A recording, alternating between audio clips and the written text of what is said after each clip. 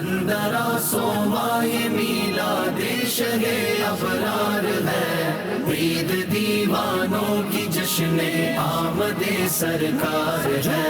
England کی city Oxford میں قائم آکسفورڈ یونیورسٹی کے آڈیٹوریم میں دعوت اسلامی کے ایجوکیشن ڈپارٹمنٹ کے تحت ایک میٹ اپ کا انعقاد کیا گیا۔ اس میں آکسفورڈ یونیورسٹی کے مختلف کیمپسز کے اسٹوڈنٹس سمیت عاشقان رسول اور اراکین شورا و مبلغین دعوت اسلامی کی بھی شرکت ہوئی۔ اس پروگرام میں نگران شورا مولانا محمد عمران اتاری نے سنت و بھرا بیان کرتے ہوئے شرکاء کو کامیاب زندگی گزارنے کا نسخہ بتایا اور نیک اعمال کرنے اور گناہوں سے بچنے کی ترغیب بھی دلائی۔ اللہ پر ایمان رکھے، آخرت پر ایمان رکھے، اس بات پر ایمان رکھے کہ اللہ کے پیارے نبی صلی اللہ علیہ وسلم سب سے آخری نبی۔ حضرت عیسیٰ علیہ السلام کو آسمانوں پر زندہ اٹھایا گیا اور قرب قیامت پر عیسیٰ علیہ السلام دوبارہ دنیا میں تشریف لائیں گے اور پھر اس کے بعد قیامت قائم ہوگی، اور یہ ساری چیزیں قرآن و حدیث کی روشنی موجود ہے۔